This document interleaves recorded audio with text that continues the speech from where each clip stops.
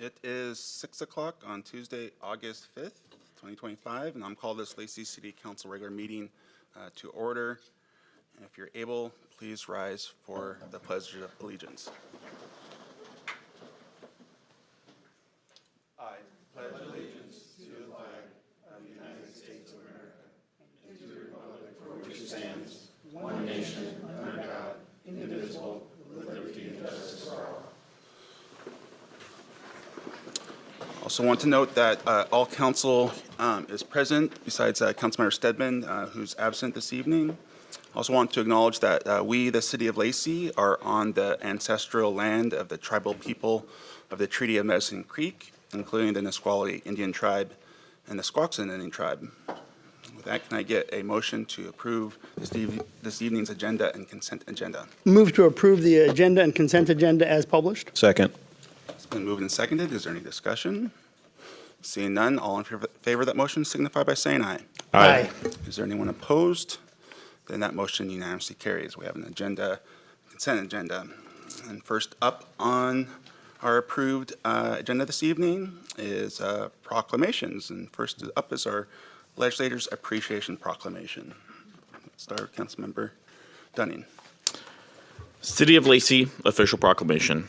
Whereas the City of Lacey expresses its appreciation to the Washington State Legislature for its dedication to furthering our legislative priorities and strengthening the partnership with the City of Lacey. And whereas Senator Jessica Bateman, Representative Beth Dolio, and Representative Lisa Parsley of Legislative District 22, Senator Jim McCune, Representative Matt Marshall, and Representative Andrew Barkis of Legislative District 2, Senator Drew McEwen, Representative Dan Griffey, and Representative Travis Couture of Legislative District 35 for serving the community members of Lacey and working diligently in support of the City of Lacey's 2025 legislative agenda.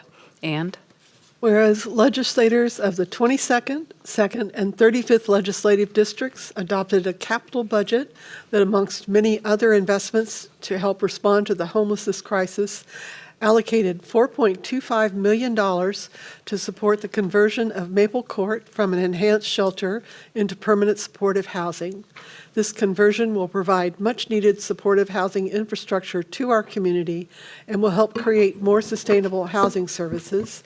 And whereas legislators of the 22nd, 2nd, and 35th legislative districts adopted a capital budget that invests $1 million toward planning and design for a new joint animal services facility to help over 300,000 community members in 774 square miles.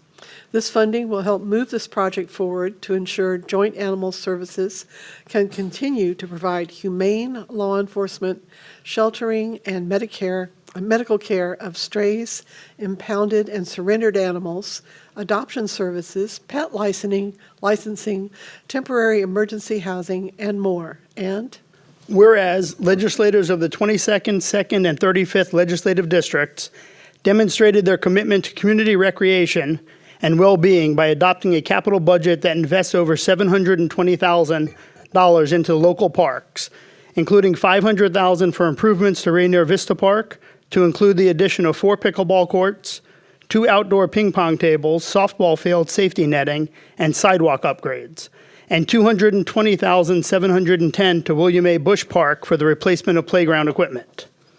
Whereas legislators of the 22nd, 2nd, and 35th legislative districts helped pass bills that address the City of Lacey's public safety concerns with supportive tools such as the creation of a local law enforcement grant program, authorizing additional funding sources for criminal justice purposes by directing the development of more crisis responder resources and authorizing a study on future law enforcement training facilities. And whereas legislators of the 22nd, 2nd, and 35th legislative districts helped pass the bills that supported sustainable infrastructure development, including aligning allowable uses for real estate excise taxes and extending regional public facility districts, authorizing up to 55 years, which will help support the regional athletic complex for many years to come. And whereas legislators of the 22nd, 2nd, and 35th legislative districts continue to advocate for the improvement of the Interstate 5 corridor between Mounts Road Road and Tumwater, which is essential to the state's environmental commerce and transportation priorities by allocating $12.8 million for the 2025-2027 biennium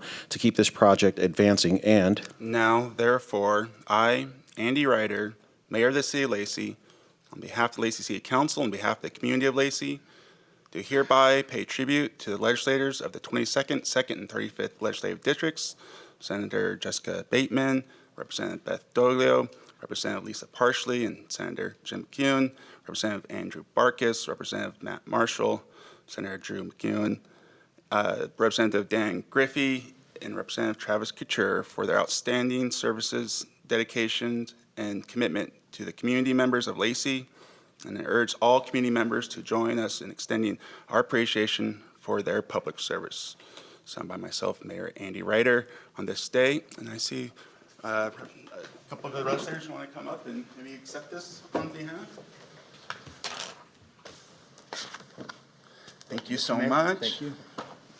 Thank you. I see you, Ben. Here you go. I'll do a quick picture for.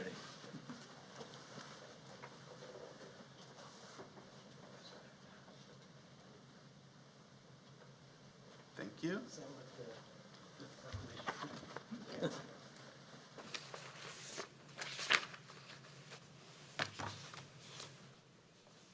guys want to say a few words or anything? Sure. Sure. No, thank you. Great to have a good partnership, and these things are pretty bipartisan, and I think all of us agree that anytime you have economic development, it's driven by those infrastructure dollars. So just happy to be a part of that, and one of the fastest growing cities in our region, certainly in my district. So just thank you for the partnership, and look forward to continuing to work with you and all of your residents. Thank you. Thank you.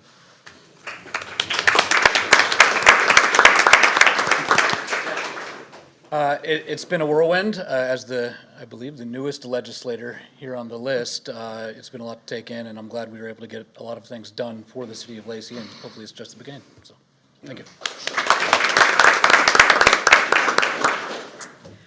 I really appreciate working with council members and staff here at the City of Lacey.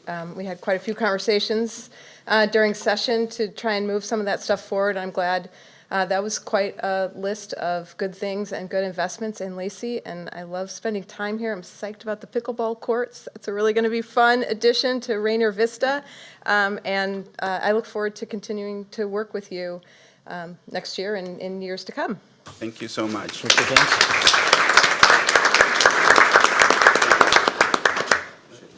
Yeah. If you want, can you come by and so we can shake your hand?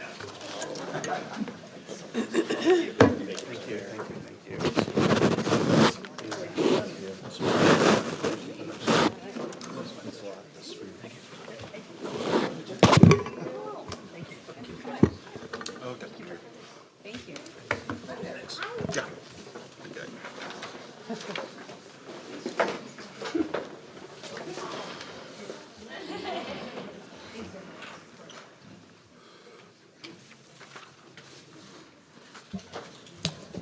So our next proclamation is our National Purple Heart Day, and we're going to start with Councilmember Dunning. City of Lacey official proclamation. The City of Lacey has a long-standing tradition of honoring and supporting its military community, including our active duty service members, veterans, and their families. The Purple Heart is the oldest military declaration still in use today, established initially as a badge of military merit by General George Washington in 1782, and Whereas the Purple Heart is awarded to members of the United States Armed Forces who've been wounded or who have made the ultimate sacrifice in combat against a declared enemy of the United States. And Whereas the Military Order of the Purple Heart is committed to fostering goodwill among combat wounded veterans and their families, promoting patriotism, and ensuring that their sacrifices are never forgotten. And whereas the City of Lacey is home to many active duty military personnel and veterans, including numerous Purple Heart recipients and those who have been killed in action, whose bravery and sacrifice have left an indelible mark on our community. And whereas the City of Lacey became an official Purple Heart City in 2017, reaffirming its deep commitment to honoring the courage, service, and sacrifice of our combat wounded veterans. Now, therefore, I, Andy Ryder, Mayor of the City of Lacey, on behalf of Lacey City Council, do hereby recognize August 7th, 2025 as National Purple Heart Day in the City of Lacey. Encourage all residents to honor the courage of our Purple Heart recipients, reflect on their sacrifices in defense of our freedoms, and to demonstrate our heartfelt appreciation and respect for their services. Signed by myself, Mayor Andy Ryder, on this date. And we do have Oliver Osborne is here to receive our National Purple Heart Day proclamation. He is a U.S. Marine Corps veteran, served in multiple tours in Vietnam. He is also known as what was considered a tunnel rat at the time, which was one of the most dangerous jobs in Vietnam, and had a very high casualty rate. We're proud to have him as a Lacey resident, and Councilmember Dunning is going to come up and present you with this proclamation and say a few words.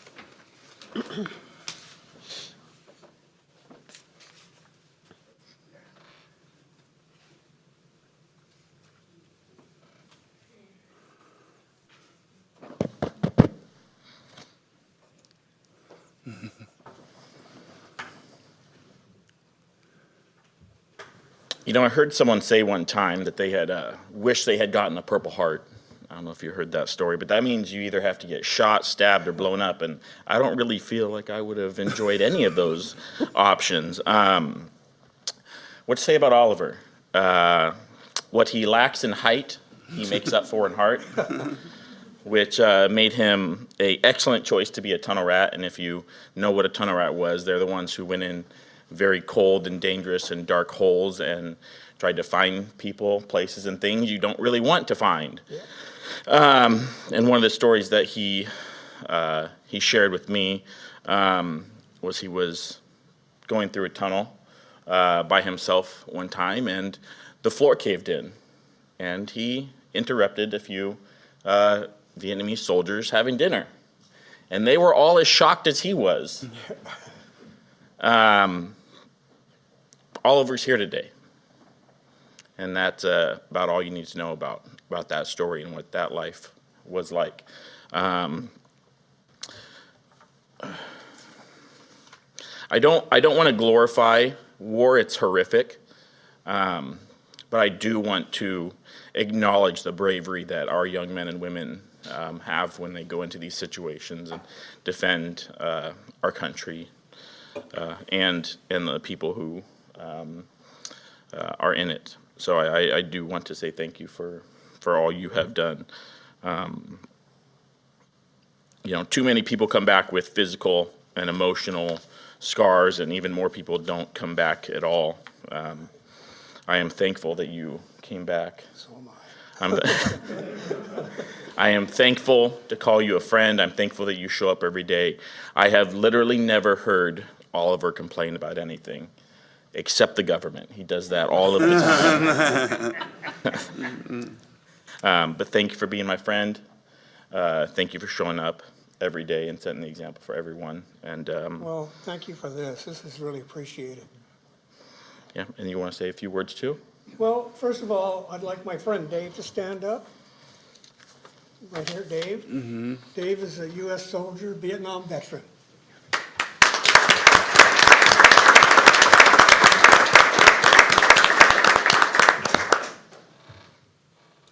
You want to show them? Anything, the floor is yours.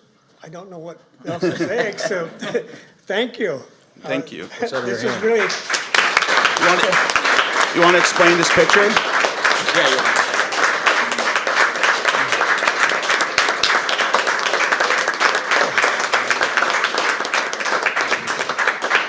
what I want to say is this is very nice and very unexpected. And sometimes the best things in life are things that are unexpected. And thank you all very much. Thank you. Can we shake your hand?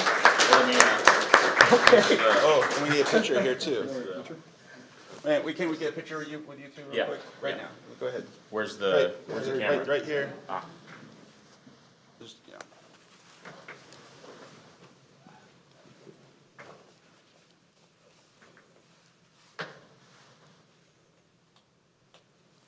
After we shake hands, you can get everything. Thank you very much. My dad went to know. Is he still around? Yeah. Thank you. Is that you and who else in the picture? You want the whole, let's, want the yeah, picture? Yeah. we'll do the whole council. Yeah, picture here, too. Always an obstacle course. We'll get one more picture. You want to come up front here? We do one with everyone that came out. Yeah, actually, will you want to come up as well?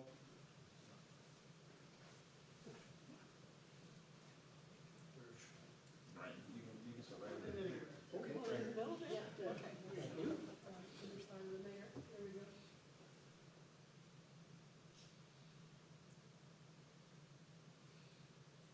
You want all of them? Everyone who came out, you guys, everyone from the gym, friends. Just throw this up for the gym.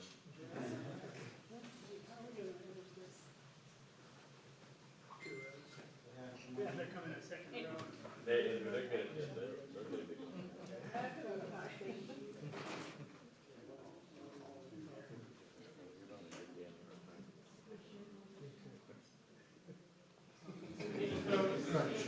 Short people in front.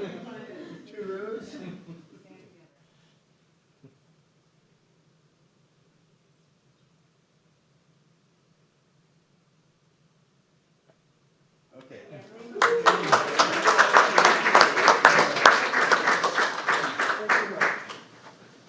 And you guys don't have to stay for the rest because it's not really exciting. You can, feel free.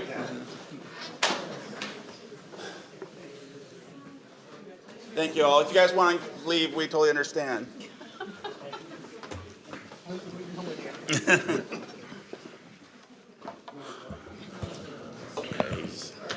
Okay. One of the examples of something. He's like 8 years old every day. So it's really.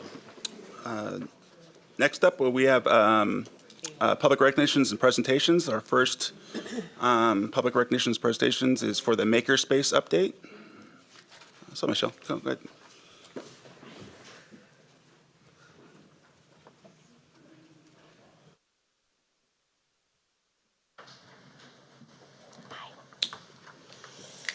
I know I'm not as exciting as the last one, but it's good.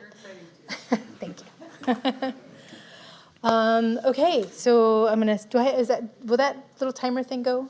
I see on the. I just want to make sure because I want to keep my time. My remarks is. Oh, thank you. I have a stopwatch, so I work with that. You're not under time. Okay. Oh, okay then. You're not under public comment time. No, this is your public. Okay. I'll still be rather, I'll try to be brief. Thank you, though. Okay. Well, I want to thank you again, council members, for allowing the Lacey Makerspace to present to you again this year. We're excited to share just a few significant developments since we presented our strategic plan to you last year, and to demonstrate the real strides we've made in bringing that plan into action. I'm going to begin by highlighting some key achievements since presenting last year, then hand it off to Sean Moore, the director of the CB&I, Center for Business and Innovation, to discuss our financial position. After that, we're excited to have a few extra minutes tonight to introduce you to a member of AJAC, our manufacturing apprenticeship partner, and have you hear directly from one of our members as we close things out. How do I do this? That way? Remote. Oh, clicker. That's right. Did it work? Yes. Oh. Okay. Oh. There. Okay. First, I want to just take a moment to highlight how we're part of the larger Thurston Economic Development Council and Center for Business and Innovation ecosystem. Alongside our founding partners, St. Martin's University, and of course the City of Lacey, this partnership strengthens our ability to serve as a catalyst for regional economic growth. So thank you to everybody for your continued support. The first thing I'm going to do is share with you some compelling statistics about our membership growth. So this slide here, that showed up. This slide here, I think, shows a really impressive story. When we presented to you last year, we had 182 paying members that were using the Makerspace. Today, we have 317 active memberships. That's a 74% increase, demonstrating the growing demand for our services. We average 408 member check-ins monthly, which translates to approximately 25 visitors per day, and that's in the 4 days a week that we're open. That number does not take into account non-members who often participate in our classes or use our fabrication, prototyping, and other services. To meet this demand, we've recently implemented our first $10 monthly dues increase and slightly expanded our weekly hours. So now we're open an extra hour a day in the morning and at night, so that's added 8 hours a week. This modest fee increase helps cover rising costs of materials and consumables, and our members have been supportive of the increase and are, of course, excited about the additional access. As you can see from the map, we continue to draw people from across Western Washington to access our classes and other services, something we're very proud of. We know that at least 10% of our members use our resources for business or entrepreneurial work. We believe this number to be conservative, as we're really working hard to improve our tracking methods in gathering that kind of data. And we're always eager to connect more and more members developing their products to the CB&I's other business support resources. Next, I'm going to share a little bit of developments in some of our educational and class programming. So this year, first I wanted to state there's a small typo there that should say 2025 on that 200 classes offered. So that's to date this year, we've offered over 200 courses. That's a 128% increase over last year. So of course, last year we were closed still in January. We had just finally come in opening February for that expansion, but still that's a very significant increase over classes, the offerings, the ability to offer those classes to our community. That reflects the demand and our expanded capacity, thanks to having a strong volunteer program, which I'll talk about in a minute, and having really skilled staff at the helm of the makerspace. We've expanded our basics courses and added a variety in advanced classes as well. Popular offerings like stained glass, textiles, jewelry, and 2D and 3D design workshops help draw people region-wide. Our volunteers are the ones who teach almost every one of our classes. That's another thing we're very proud of. Staff do very little to assist them, but we are there to help them in refining the curriculum, and then of course assisting in that actual the class delivery. We recently launched a military makers workshop, partially in funding with Artois. We served nearly 40 military members and families in project-based classes where they built both community and created unique projects. We're very proud of that. We'd like to continue doing programs like that. Next page. We've also been working with Panorama City recently. We're hoping to create a pilot program of classes that better engage their residents, both at their facility, in their studios, as well as at the makerspace. A couple of their members are very frequent users, and we just toured their facility, their wood shop, and it was really fun to see some folks working in both spaces. Finally, too, regarding classes and some of that stuff, our staff is really championing efforts to position Lacey Makerspace as a regional resource for prototyping assistive and adaptive technologies. This is sort of a new thing on our horizon, but we're really proud of. We're building on an ongoing collaboration with St. Martin's University, their students, and Sensory Toolhouse, who happens to be one of our business sponsors. There's other connections that we're making in that realm to, again, kind of be recognized as a hub, as a regional hub for helping prototype those new technologies. Next, I'm going to spend just a few minutes talking about how all of the large part of the work we're doing is part of our enhanced volunteer programming.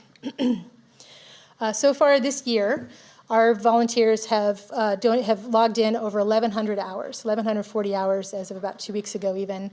That's about the equivalent of a full-time employee. So that is a really amazing resource that we do not take for granted. We really value those volunteers and keep them part of our, they're really part of our community.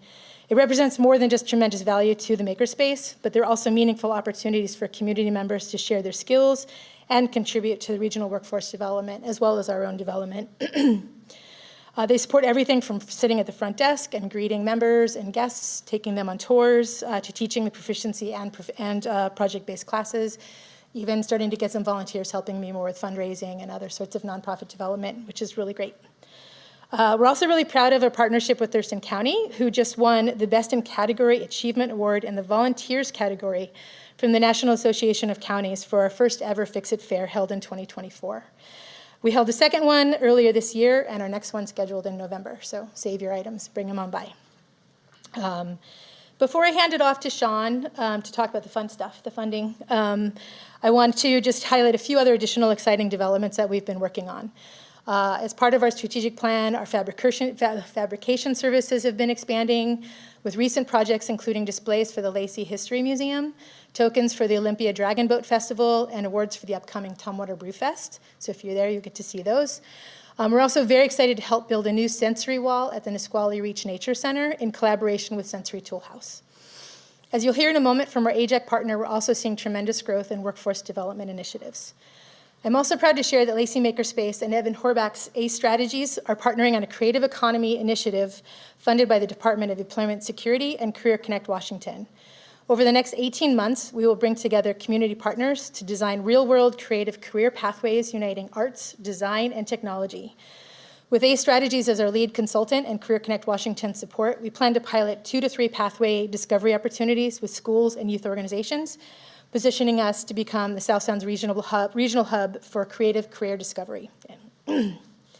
So, last year, we shared our strategic plan with you. I hope today's presentation demonstrates how we're actively implementing that vision, and we look forward to the continued progress with your ongoing support. I'm going to hand it over to Sean to talk about our financial picture. I'm going to take that, and I'll get this out of your way.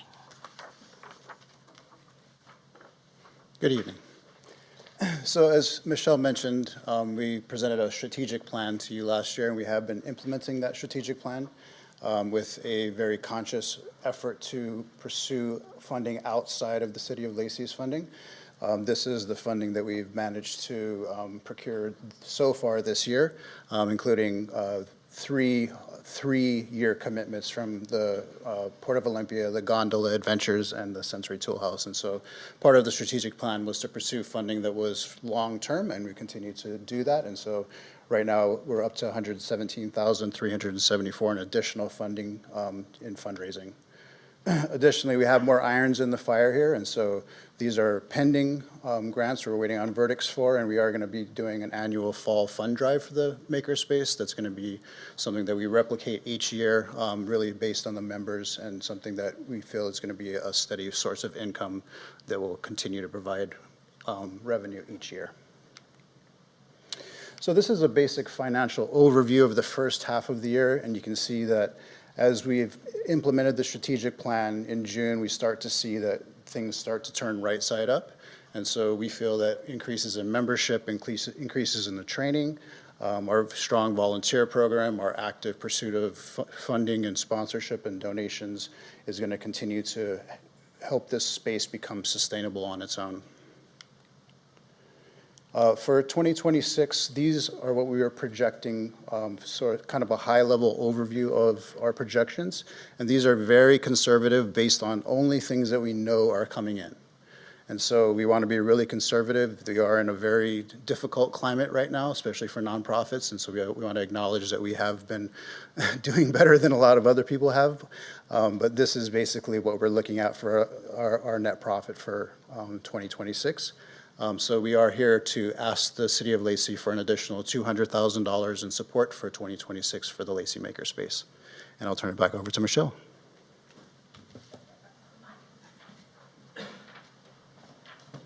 Okay. So our next presenter, I want to introduce AJAC's Regional Program Manager, Damian Magista. We're proud to serve as a host for AJAC's Manufacturing Academy and other apprenticeship and pre-apprenticeship programs, and we're really excited about the partnership we're building together. Come on up, Damian.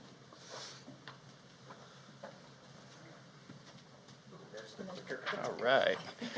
I'd like to thank the council for giving us the opportunity to address you. I have 2 goals here. There's 2 kind of brief slides. One is the basic background on AJAC and what we do. But more importantly, we really want to talk about our integration with the Makerspace and how we're working with Michelle to kind of expand our workforce programs over there.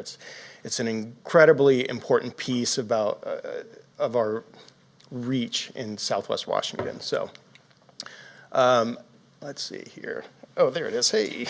So we are a statewide nonprofit. We're headquartered in Kent, Washington. We were started in 2008 specifically to provide services to the aerospace sector, right? So Boeing was, we know they're a huge player. They were sucking up a lot of the talent up north, right? So the small mom and pop shops were losing their machinists, their CNC programmers to Boeing. So we were created to help fill that gap and train folks incumbent workers in those small mom and pop shops, right, through registered apprenticeships in the state of Washington, okay? We serve approximately 800 individuals annually across all of our programs. We partner with 300-plus companies, 7 colleges, and 14 school districts. So we have adult programs and we have youth programs. In Southwest Washington, I've implemented 2. So Elma School District has a really great, thriving youth program. Napa Vine High School has one as well.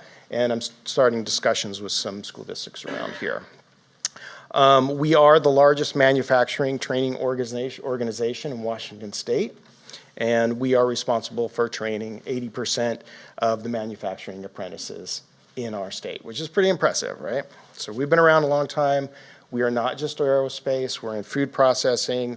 We are in any space where things are made. Even though we started in aerospace, we have broadened our reaches, any sort of manufacturing, okay?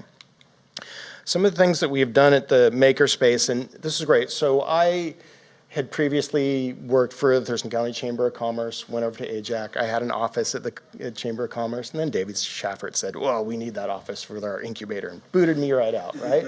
So I was suggested that I talk to Michelle. They leased me an office there. And it was kind of the perfect match, right? Here's this beautiful space, right, with all this manufacturing. There's wood shop, there's metal shop, there's 3D printers. Wow, how can we utilize this, right? This is perfect for AJAC. How can we partner up? So Michelle and I started talking and figuring out ways to do that. Since then, we have hosted 2 manufacturing academy cohorts, one through a partnership with the Chamber of Commerce and Pacific Mountain WDC. That was a short 4-week program, very, very quick.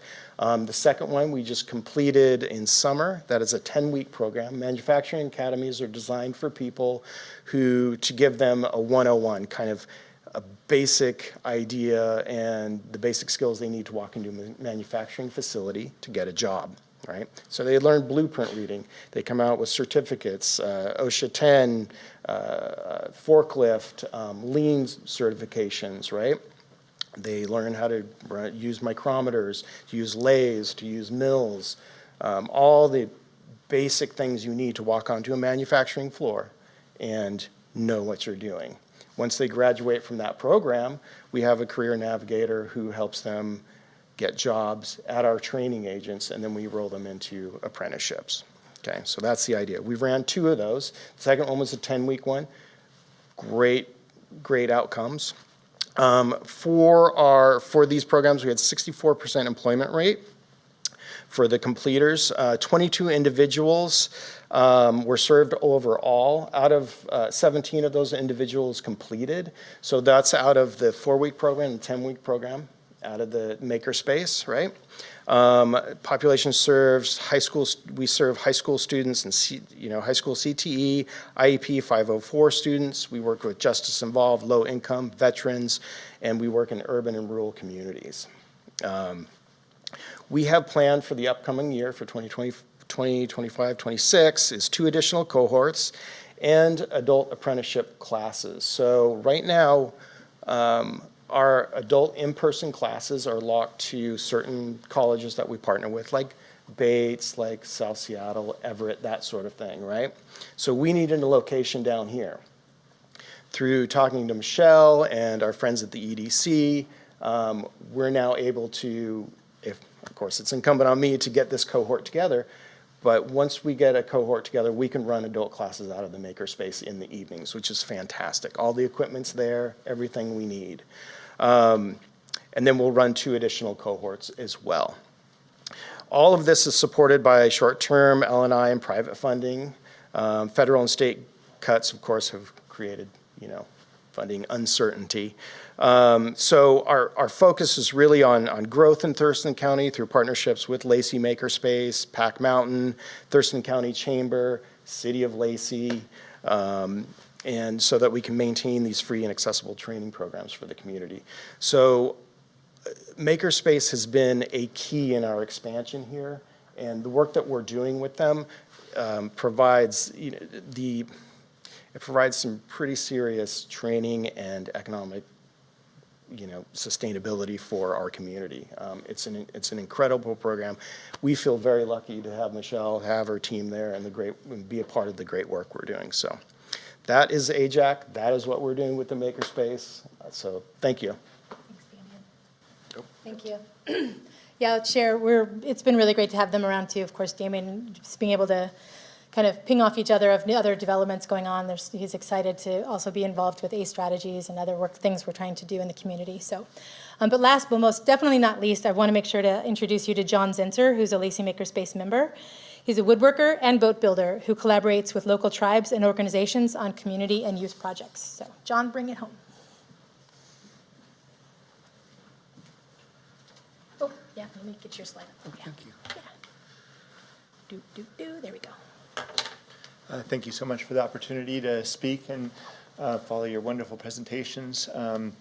Has anyone ever seen a historic photo of canoes lining the shores around here? It's amazing how it looks like, I say this with all the respect, but cars in a dealership, right? There's all this content.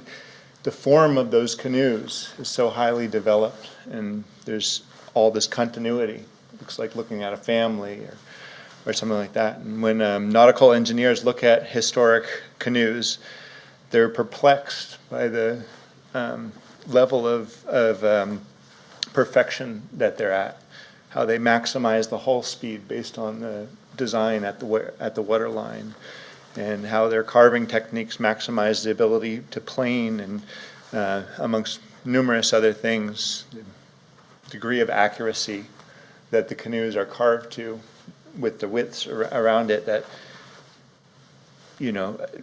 modern boat building just can't even touch that kind of level. And when I was hired by the Nisqually Tribe Youth Program to create a youth canoe building program, Chairman Willie Frank sat me down and he said, we've hired you here so you can help tell this story. And that's what building a canoe is. It's a story. And that's what we did with the youth program and with their partnership with the Lacey Makerspace, which has developed into something that me and my constituents have been really lifted up by the community and workspace there. And we started in spring of 2023, and we've built 3 canoes through that program, and we're in the process of building the 3rd canoe. And one of those canoes is at Wahilu, and the 3rd canoe is being built in community. And I love walking into the Lacey Makerspace and just I'm an isolated artist, in a lot of the time, and so it's like such a great opportunity to say, hey, what are you working on, and meet folks, and just can't really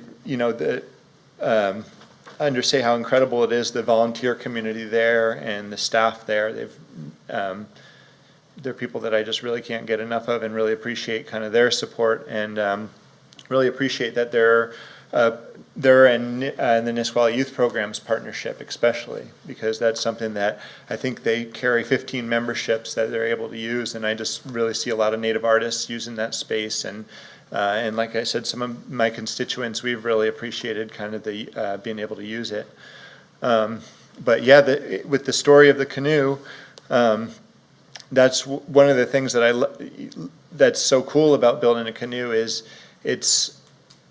it'd be like trying to build your kid's face or something like that. That's what I see when I see a canoe. It's so complex and whatnot. And so it was such a bolster to be able to work with the design team at the Lacey Makerspace to design this using, looking at historic lines of historic canoes, design it in CAD and use modern, machines like computer numeric cutting, CNC machines, and to cut these frames out and build the planking saw that builds the planking onto these. It's really hard to get a hold of the logs that these canoes are traditionally carved out of, and so the Lacey Makerspace was such a huge part of this project, and the story that kind of Willie was talking about is that story of us working together towards this end, towards building this canoe. And then that's just the first part of the story. And that's what's so cool about canoes, is that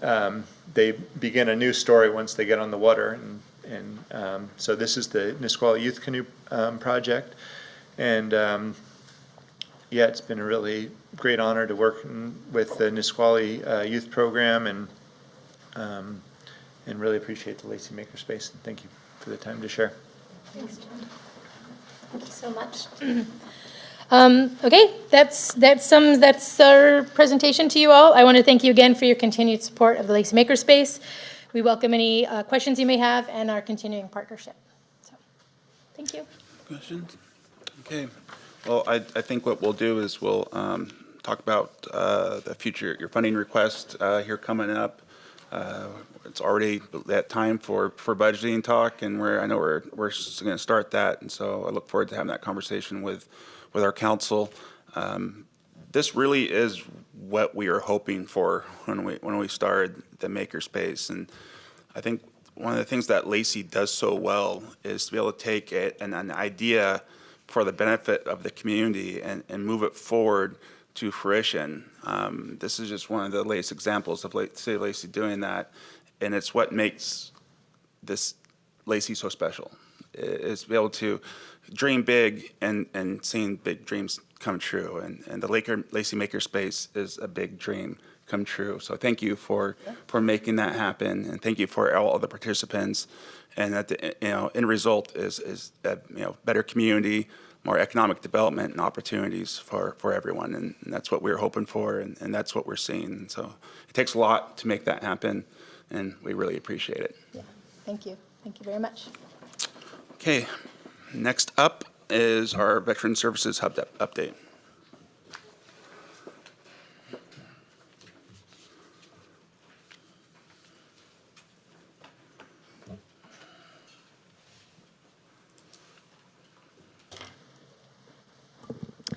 Good evening, Mayor and council members. Michelle Chavez, Human Services Coordinator for the City of Lacey. I'm happy to be here tonight to introduce our Lacey Veterans Services update with our new Vets Hub Coordinator, Mr. Brian Wananen. Brian has been with the City of Lacey just over 3 weeks, and he's hit the ground running with excellent leadership and candor. Brian joined our Lacey team after a long and distinguished career with the U.S. Army, where he served for 28 years. He retired this June out of Joint Base Lewis McChord as Command Sergeant Major for the 42nd Military Police Brigade. During his military career, he has been stationed in Panama, Sinai, South Korea, Iraq, and Cuba. One of the many things that makes Brian a great fit for the Lacey Veteran Services Hub is a long history of taking care of soldiers, and which includes implementing the Courage Cares program at JBLM.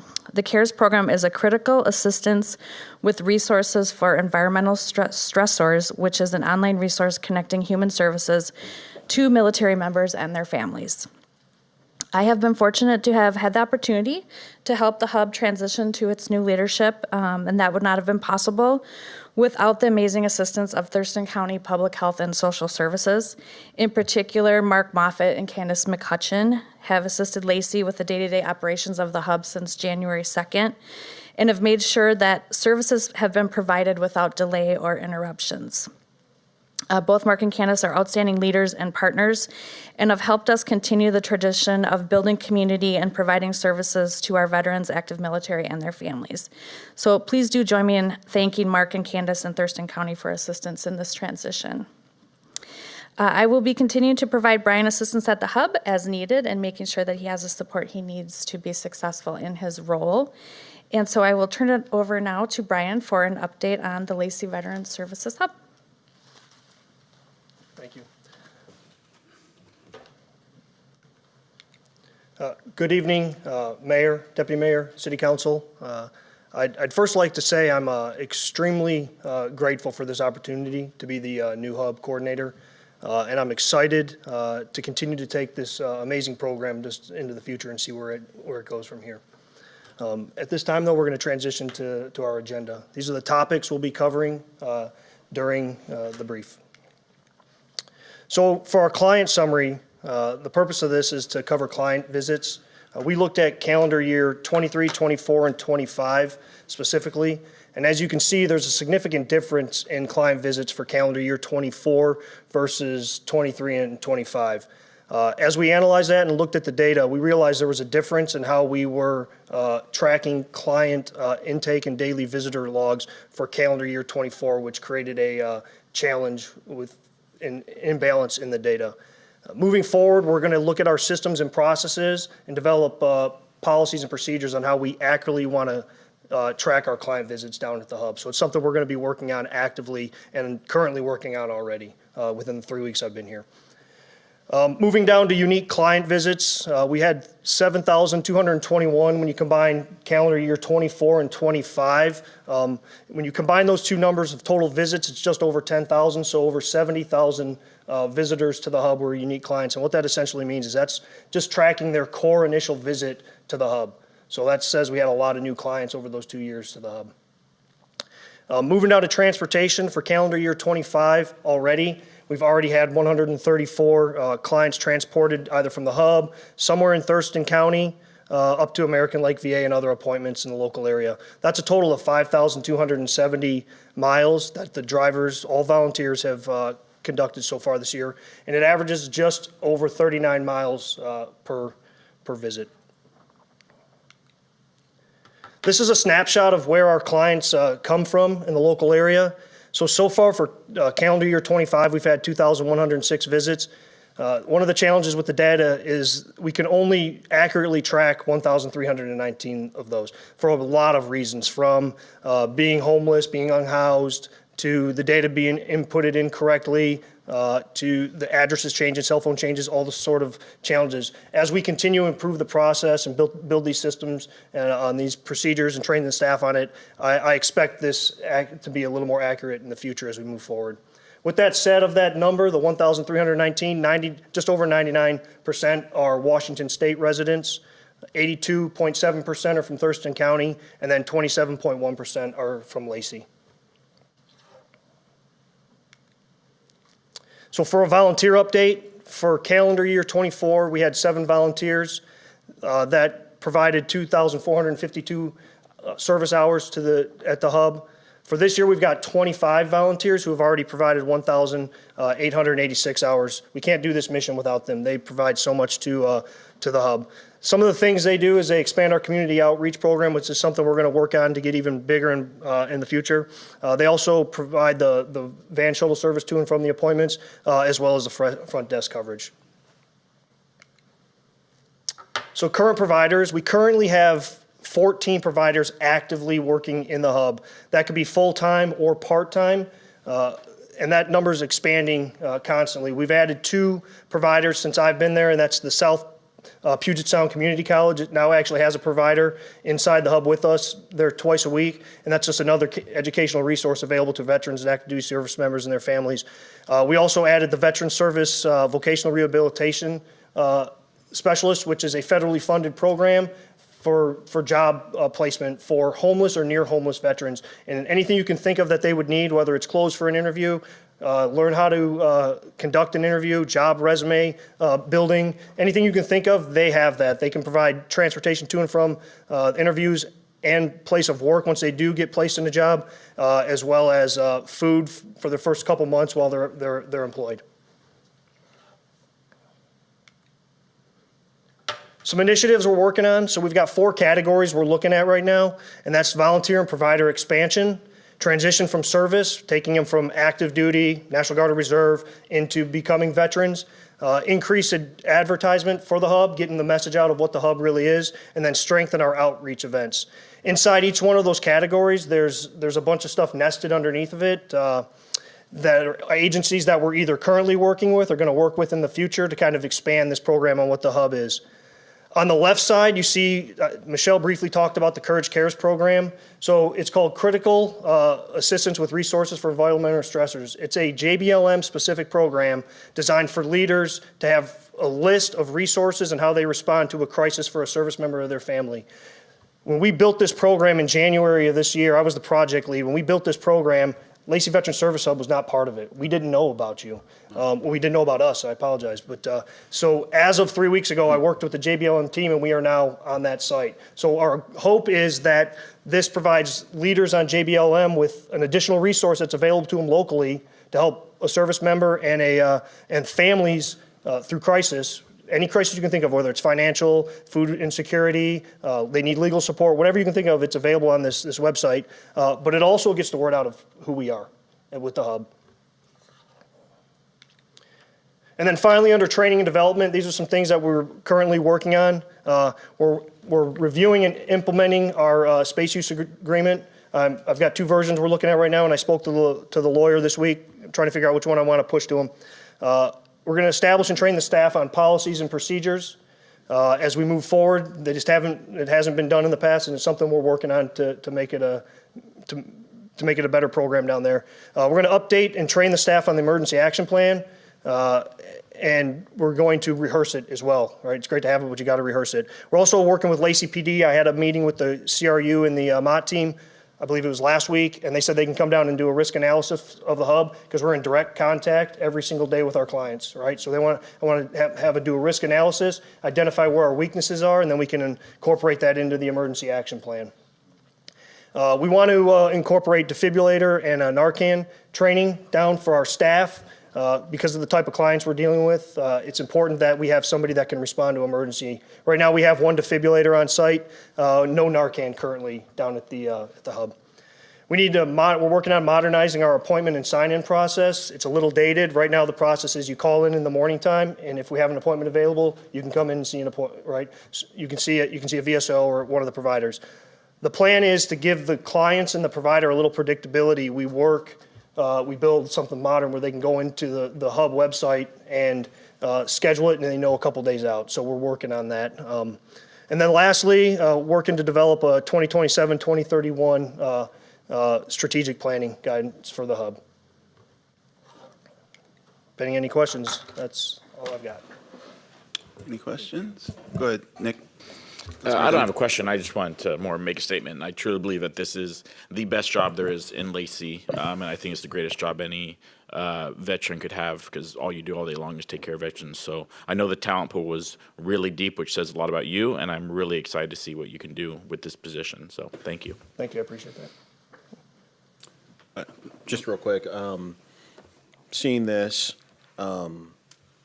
it makes me very hopeful for where the hub is headed.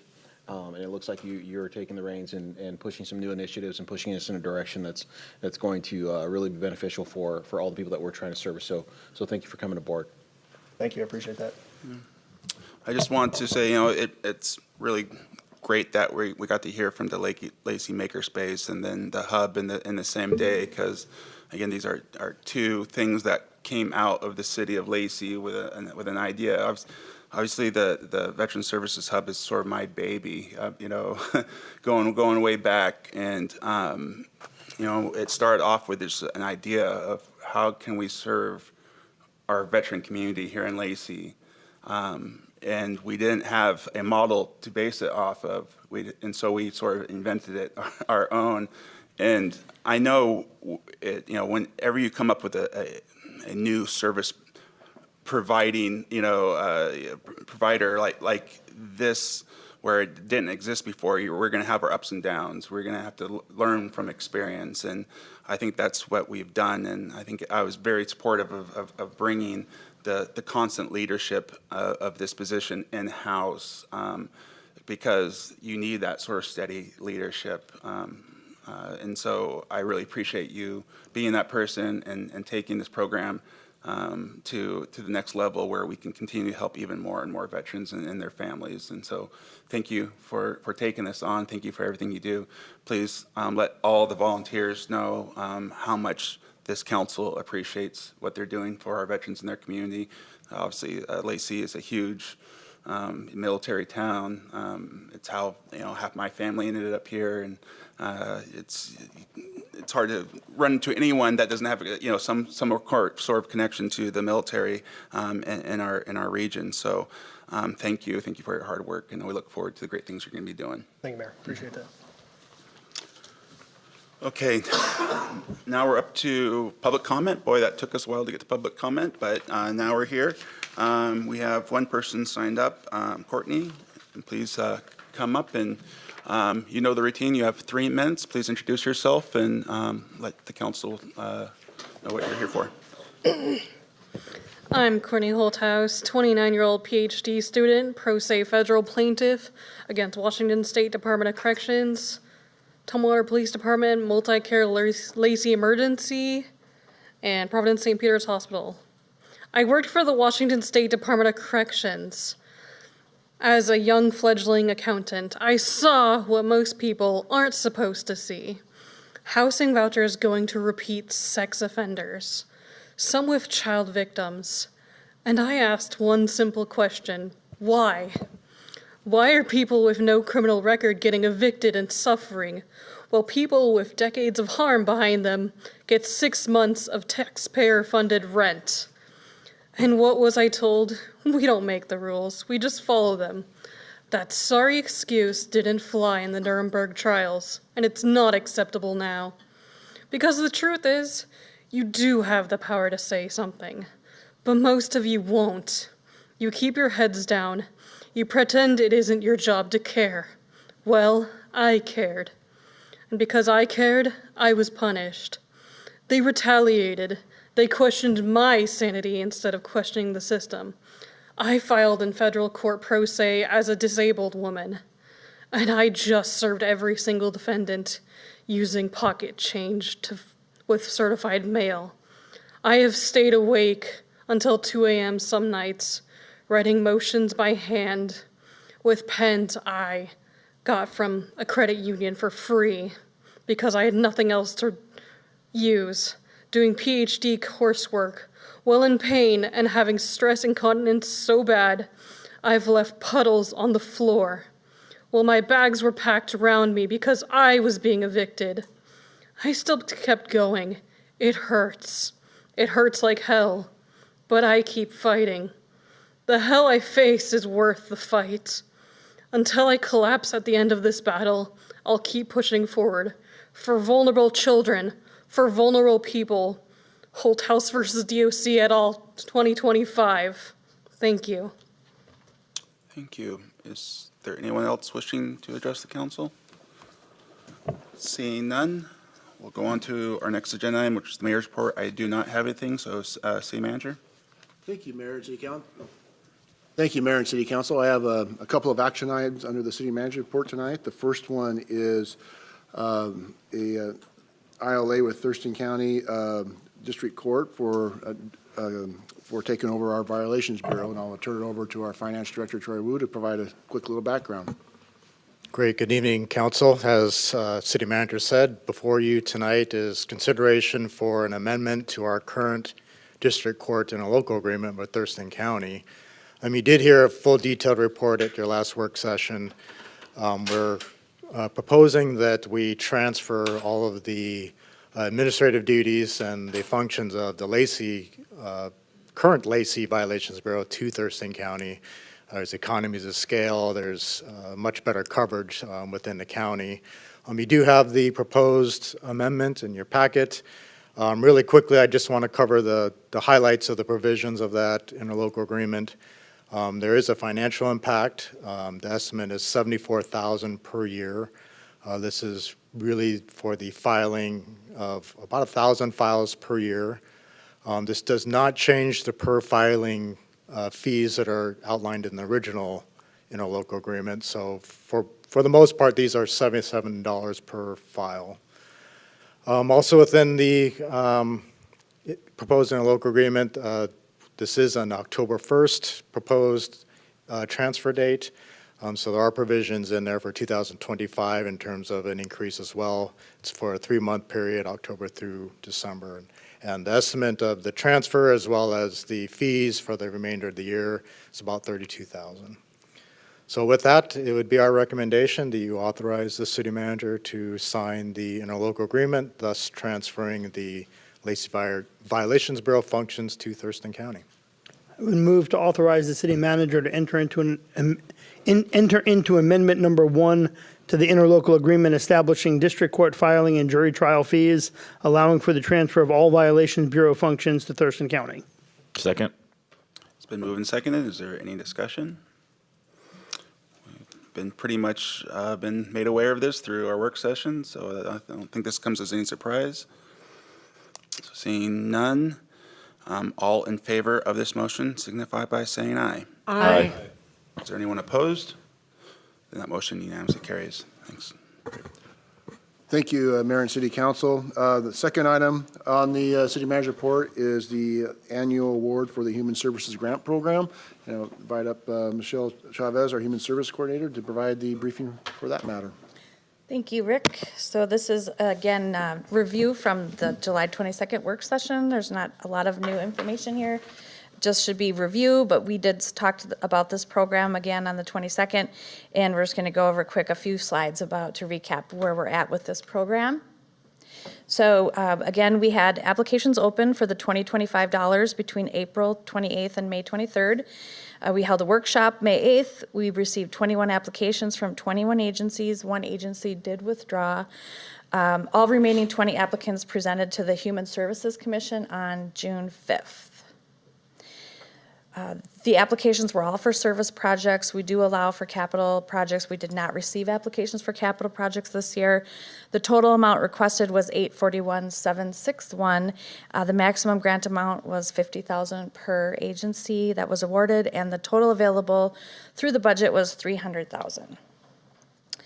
So we met, the commission met over 2 meetings, and we talked about this on the 22nd at the work session about how they discussed 11 different funding scenarios. So they went over a lot of different ways to look at dividing up the funds, and they deliberated whether to fund all agencies or some agencies.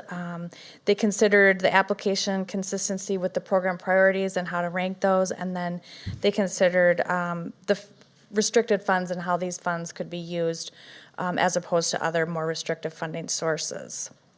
So again, overall, the 11 options discussion was basically talking about, there's options to you fund all of them, and what are the opportunities and challenges for funding everybody, and then what are the opportunities and challenges of funding just a few. And so through that conversation, they determined that they would like to choose option number 11, which is utilizing the scores, and then we use a rubric for scoring all the applications. That would be scores above 95 are awarded 60% of their ask, and that would be $30,000 or the total requested by the applicant, whichever is less. And scores of 90 to 95 would be awarded 46% or $23,125. And that's similar to last year. We did all scores above 90 did get funded. This is a summary of option 11 that we looked at again on the 22nd with the agencies that would be funded that had scored above a 90. And so to summarize the process summary, you all reviewed the recommendation from the Human Services Commission. You seem to reach consensus on that date that to accept that recommendation. So recommended action for this item is to approve option 1, award the 2025 Human Services Grant Program funding as recommended by the Human Services Commission. The scores above 95 awarded 60% or $30,000, or the total requested by the applicant, whichever is less, or scores 90 to 95, and scores 90 to 95 awarded 46% or $23,125. Future program considerations are, again, continued outreach and engagement to do that needs assessment so that we can narrow down some priorities, hopefully for next time we go through this, and have those priorities presented to you all. Possible policy adjustments such as having administrative staffing caps and taking into consideration the size of the agencies that are applying. And that concludes my slides tonight, and I open up for any discussion. Move to approve awarding 2025 Human Services Grant Program funding as recommended by the Human Services Commission. Second. Been moved and seconded. Is there any discussion? 2 items. In the future, can we get their ask amount Yes. included in this? Okay. Yes. And then secondly, when for the previous year's awards, are we able to get follow-up information, like what they did with the dollars, how, or pictures, video, anything to kind of show how the dollars did impact the community? Yes, Deputy Mayor, that is a great suggestion. We do require reporting on all these grants, and I do want to go out and take site visit photos and talk to them, as well as report back to you all on how the money was spent from the 2024 dollars.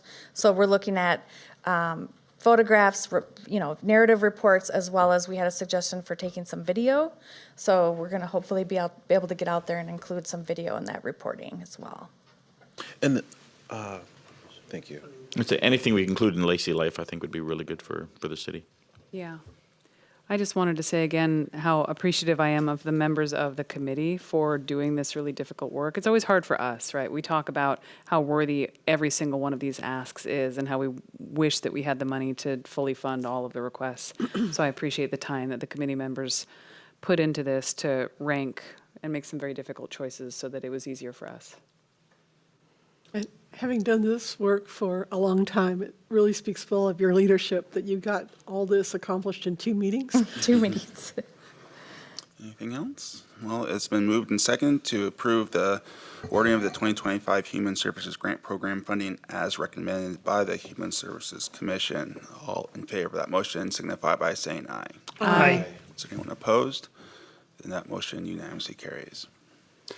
All right, and Michelle gets to stick with us for one more item. She's going to next report out on the Community Development Block Grant Consolidated Plan and Annual Action Plan. Okay, next item is the CDBG Consolidated Plan and Annual Action Plan. I'm very excited to be here tonight. We are getting to the finish line of about a year-long process of becoming our own entitlement community and getting our funding directly, which requires a lot of reporting to the federal government on all of our activities and how we plan on potentially using the funds. So this is going to be, again, review from the work session on the 22nd. There aren't I don't think any surprises or new things that you haven't seen before, but just to recap for those that may not have seen it. The recommendation from the Human Services Commission was to take the Consolidated Plan and Annual Action Plan as it was presented and submit it to you all for the approval to submit to the U.S. Department of Housing and Urban Development. That is the agency that manages the community development block grant funds. So again, this is in alignment with the city goals you had in your work plan to create this entitlement program and adopt the plan and then become a CDBG entitlement community going forward 2025 forward. Again, it aligns with our DEIB goals as well to continue strengthening our human and social services programs and strategies. We talked about funding for the initial first couple years, the area benefit areas where we could do capital projects those first years. This is a recap of a map that's in the staff reports of what the areas in Lacey that are eligible for these funds to use on capital improvements. So the consolidated plan, again, it was in your packet.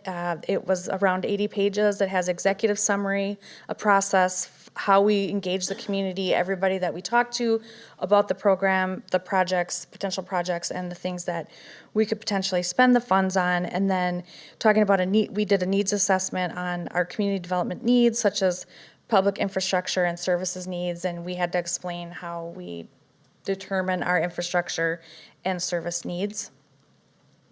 We had to do an economic overview, so a market analysis of our employment, education, attainment, median earnings in Lacey, and then talk about strategic planning. So that's our goals, strategies, and priorities, what we do for homelessness prevention, lead-based paint, anti-poverty strategy, and then monitoring. So when we need to, if we do decide to contract out some of these dollars in the future, how would we maintain and monitor those program dollars? So the consolidated plan is one document, a larger document, and there's the annual action plan, which is the 2025, much shorter document, which is just a condensed summary for this program year. It includes an introduction, the projects, potential projects, like what the priorities are, geographic distribution, which is that map that I showed you, as well as the other actions we take to meet underserved needs. So that is affordable housing, reducing poverty, coordinating with other agencies on public and social services, as well as housing. And then program-specific requirements, don't really apply to us at this time because we don't have program income, we don't utilize loans, and we don't have an urgent need. So we had many opportunities for the community to give input. We had 3 Human Services Commission meetings, April, June, and July. We held a public hearing on June 5th. We had a 30-day public review and comment from June 26th to July 25th. We had a second public hearing on July 10th. We've had council meetings and work sessions where we talked about this in April, July, and August. And so part of the way we got the word out is we did a press release, we published on our website, we put in-person copies available here, and made that available to the community. We also were required to do legal ads, so it was in the paper of record that we had these public hearings, that we had a 30-day review and comment. So that, in summary, the goals, strategies, and priorities for Lacey are public facilities and infrastructure, public services, and housing, increasing and improving affordable housing. The required materials for this to get us to this point is we had to do the community participation plan, we had to come up with a program timeline, draft the plan, the consolidated plan, and then draft the action plan. So the next steps are submit to HUD for approval, hopefully tomorrow, if we get your approval tonight. And then the program year would begin September 1st. We would begin reviewing potential projects and then any kind of environmental review that would need to happen going forward. So the recommended motion tonight is to authorize staff to submit the draft 2025-2027 CDBG Consolidated Plan and draft 2025 CDBG Annual Action Plan to the U.S. Department of Housing and Urban Development for review and approval. And that concludes my slides. Can I get a motion? Motion to authorize the staff to submit the draft 2025-2027 consolidated plan and draft 2025 annual action plan to the U.S. Department of Housing and Development, HUD, for review and approval. Second. It's been moved and seconded. Any discussion? Nice work on this, Michelle. Thank you. It definitely looks like a heavy lift. I didn't bring, some reason I must have left my notes at my office on my desk, but I did bring up a couple questions to Rick. And one of them was, it seemed like we were heavy on capital and facilities and light on service, but he kind of explained to me that that is coming in our second and third year, where we'll be doing a little bit more of the service work as opposed to so much of the capital work. Correct. Yeah. Yep, this is a long time coming. We started off as being a participant and, the sort of countywide, and we're on this rotation basis. And, as we have continued growing here as a city, it just made sense for us to be our own entitlement community. And that's how we've got here after many years of looking at this and getting to this point in our community's development. So thanks for all the work for everyone involved. It's been moved and seconded. All in favor of that motion signify by saying aye. Aye. Anyone opposed? And that motion unanimously carries. Thank you. Thank you. Thank you, Council. And I also want to recognize and commend Michelle and her work because, you've seen 3 projects tonight, really, in the last 2 years, standing up the Human Services Commission, the second round of Human Services Grant Fund, transition us to CBDG, as well as helping with that transition of the Veteran Services Hub. So I just want to recognize the work she's done to bring a lot of these council priorities to fruition. So thank you, Michelle. Trying to walk away as you're praising her, but I know. you're still here, so. Where did we steal her from? What's that? Where did we Thank steal her you. from? Oh, Arizona. We took her from Arizona? Yeah, from Arizona by way of Minnesota, or Minnesota by way of Arizona, however you would say that. So. I did have actually one comment, and typically when this goes through the county, they charge us a 20% fiduciary fee. Is that correct? Yeah, for the CBG, it was a Yeah. 20% fee, yeah. Have we discussed on what that's going to be? We haven't. That'll be kind of the next stage in conversations. I'm going to look over to, she's Not waving me ready yet? off. Not ready? Not ready. I got the take sign, so. No. My fault. We'll get But there. yeah, but that'll be upcoming conversations on, as we get more towards those priority projects for the first year and how we utilize those dollars and offset any type of admin costs. Okay, thanks for that. Now we're on to council reports. We probably have quite a few because I know we've pushed this off last month. I'm first. The mayor's forum did meet last month. And there's ongoing conversations that we've had at the mayor level. And this last month, the county commission was there along with the port. And, you know, one of the big discussions we had at the time was are the FIFA fan zone, though I don't think we can officially call it the FIFA fan zone, but the fan zone coming World Cup. for the World Cup.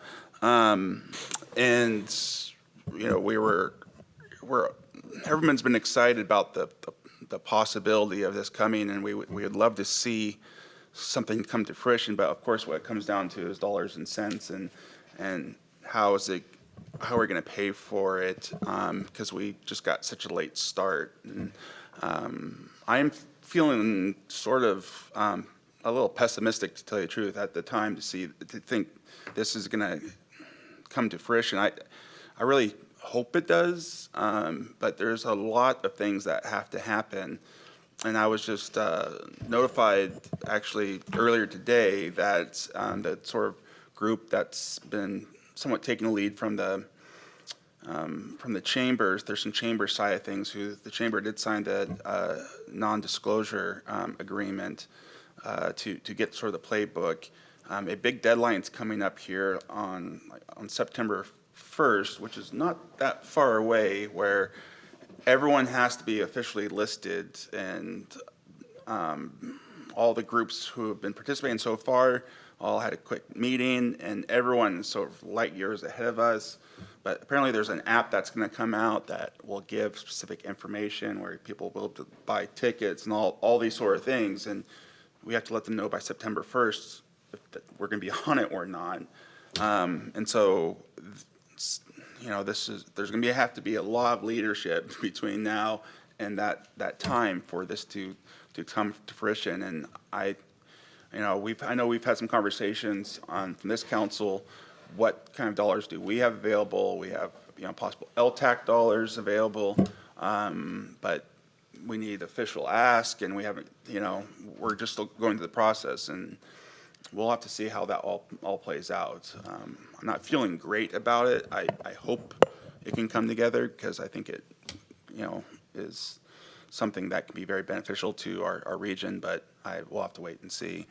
The other issue that we sort of talked about was some more discussion on the Regional Housing Council, and you know, what the original intent was and what we were hoping to have seen by now on some more of the independence and so on and so forth. And that's where I talked to the council earlier today about some discussion about you know, maybe the senior leadership from the jurisdictions taking a more active role to sort of prove to the community, you know, this is, we can get all on the same page here and move forward. So we'll have to see how that discussion continues in the region. But that was the mayor's forum.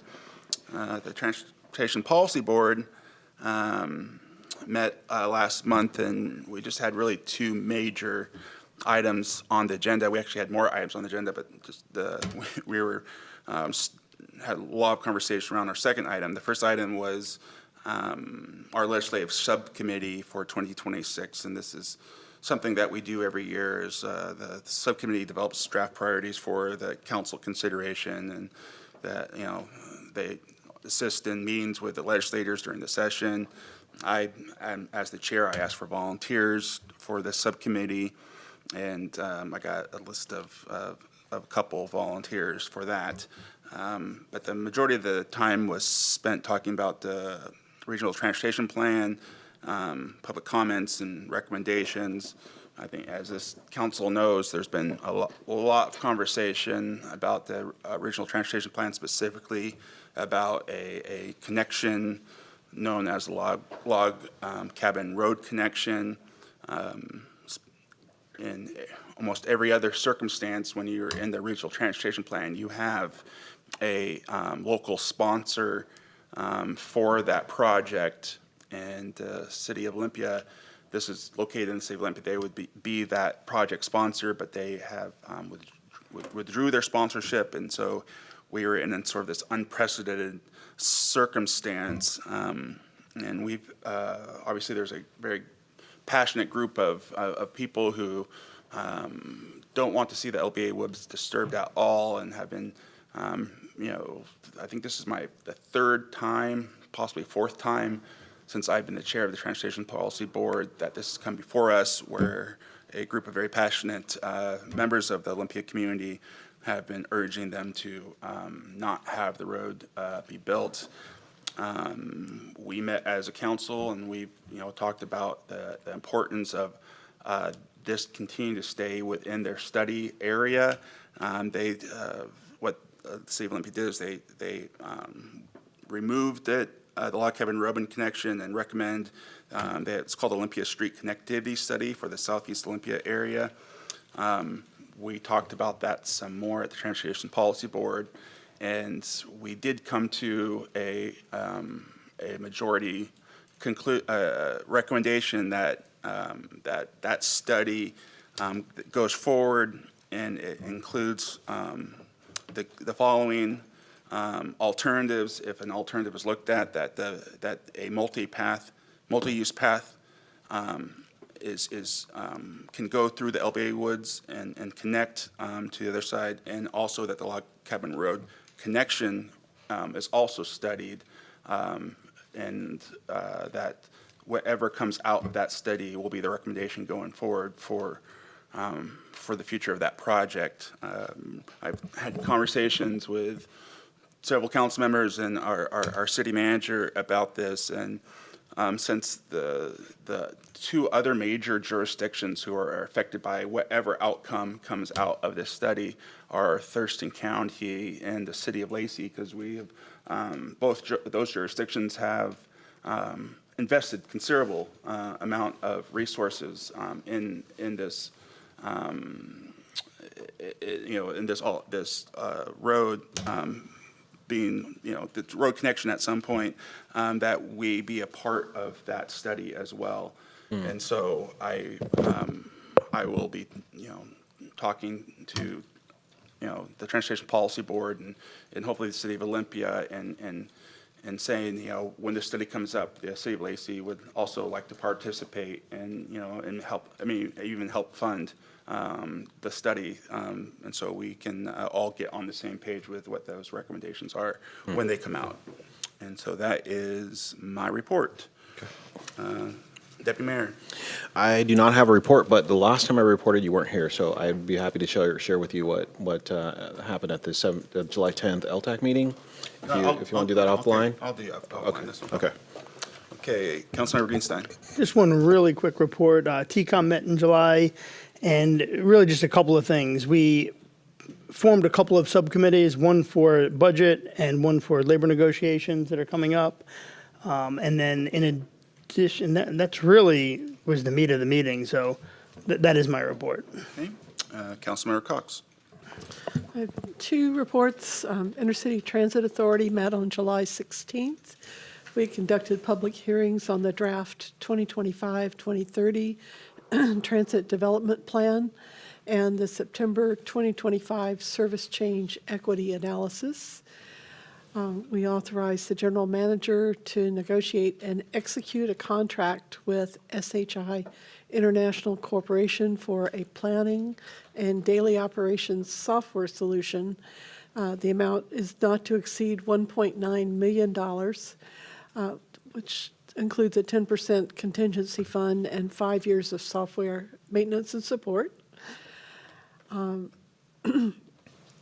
We also authorized the general manager to extend a lease agreement with the Bobcat parking lot with Thermo King Northwest for another year and 4 months with renewal options.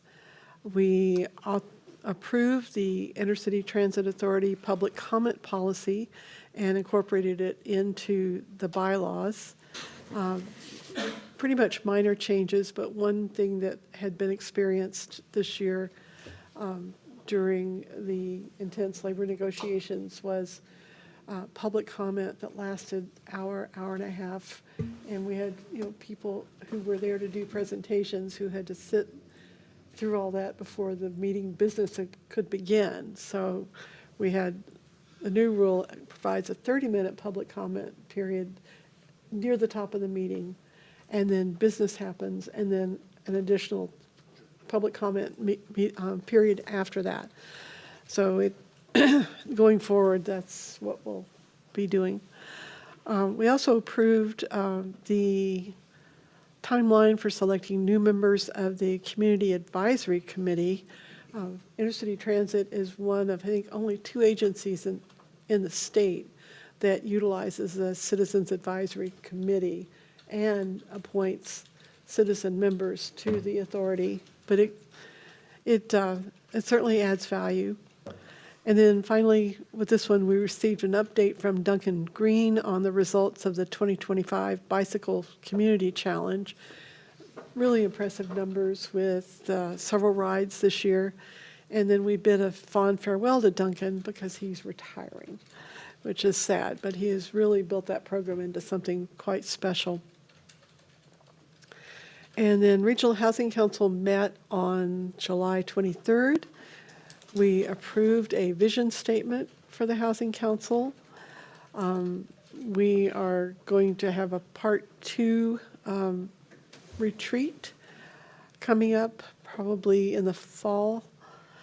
We approved the Affordable Housing Advisory Board's recommendation to use the Opportunity Fund to modernize the elevator at Fleetwood Apartments, which is on 7th Avenue in Olympia.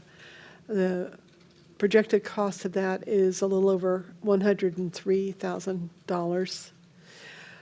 We got an update on the Encampment Resolution Program funding. This council heard in a meeting prior to this that the Department of Commerce rejected the Housing Council's recommendation for using these funds for projects other than those that had been created with the original allocation of those funds. This decision, while benefiting Maple Court, placed other projects such as Olympia's Quince Street Tiny Home Village in jeopardy. Since the last Housing Council meeting, a delegation of county and city staff and elected officials met with representatives of the Department of Commerce to try to help them understand the collaborative and interdependent approach to sheltering homeless people that we have in Thurston County and make the case for reinstating funding. So we're waiting to hear whether that appeal is successful. And then we also began discussions on potential impacts of reduced state and federal housing funds on local shelter operations. Since the July 23rd meeting, the state has received an even gloomier financial forecast, a funding shortfall of another $750 million. And that's outside of the revenue projections that they base the budget on. So the council is going to keep a close eye on the budget picture and working on addressing that gap the best we can. I don't know if the mayor or city manager have anything they want to add about the meeting with Commerce, but. So the city manager and myself were part of that delegation along with the mayors of Olympia and Tumwater and the county chair so it was the senior leadership of everyone involved, and we tried to explain to Commerce the interconnectivity of what we try to do here in Thurston County, and it's a very collaborative approach, and we also wanted to make sure they understood what that under the current management of Maple Court, adding more people into that management program, how it's currently being managed is not what is beneficial for this region, and that there are other service providers that are in town that are really are better suited for that. And I think, what Commerce was originally thinking is that Maple Court has all these, this opportunity here. Let's try to put as many people there as possible. But I think we made a pretty good case that that is not the best use of those funds. And actually by the commerce giving Maple Court more dollars and taking away from these others, the end result would be putting more people on the street, and that's not what we wanted. And so I think they took that to heart, and I'm pretty sure I'm hoping that we'll get a positive result from that meeting. Okay, Councilmember Vasquez. Do you need more reports? That's it. Thanks. Yeah. So, yeah, I don't remember the last time we gave reports. Time is hard. But we definitely had a Thurston Regional Planning Council meeting at the beginning of July and accomplished a couple of things. We adopted the transportation plan, which was something I was a little nervous about because we had a one-day extension or we would have not had a plan in place. But, the mayor already shared some details about the Log Cabin Road saga. We ended up adopting the recommendation from TPB, so although the project itself will no longer be reflected in the plan, we are doing the study, which will include a couple of those options, reviewing placement of the road as well as other options, and also exploring a potential bicycle or multi-use path through the woods. We also talked about the ongoing recruitment process for the replacement for the executive director for TRPC because Mark Daly left us in April and hope he's doing great up at PSRC, but we need to fill that role. So Allison Osterberg is acting as the executive director. We have secured the services of Prothman, the consultant firm, to do the executive recruitment. They've offered us a good suite of services. We had an executive search committee meeting, was that yesterday? And we talked a little bit about the profile that they're developing for us. TRPC staff and members and stakeholders already participated in a survey and identified a lot of the competencies and the types of experience we want to see in the future executive director. So we had done a lot of the footwork that a search firm like that often does, so we're actually kind of ahead of the ball.